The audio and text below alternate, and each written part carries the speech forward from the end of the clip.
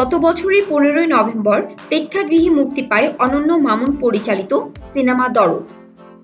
শাকিব খান অভিনীত এই সিনেমাটি প্যান ইন্ডিয়া দাবি করলেও সিনেমাটি ভারতে মুক্তি পায়নি। এ নিয়ে সমালোচনা কম হয়নি। অবশেষে সিনেমাটি মুক্তির 3 মাস পর ভারতে মুক্তির খবর জানা গেল। মুক্তির 3 মাস পর 28 ফেব্রুয়ারি ভারতে সিনেমাটি মুক্তি পাচ্ছে বলে জানিয়েছেন ভারতীয় প্রযোজনা প্রতিষ্ঠান এসকে মুভিজ।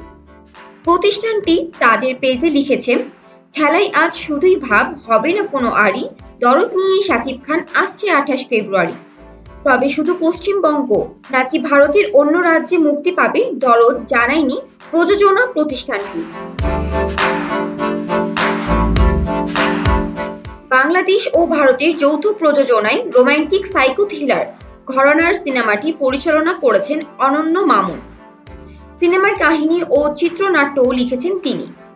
ছবির প্রযোজক হিসেবে আছেন অশোক ধানুকা, হিমাংশু ধানুকা, কামাল মোহাম্মদ কিবরিয়া ও অনন্য মামুন। সহ প্রযোজক হিসেবে আছেন করণ শাহ। দরদ সিনেমার গল্পে দেখা যায় বারাণসীতে একাধিক প্রভাবশালী ব্যক্তি খুন হতে থাকে। এই ঘটনা সবাই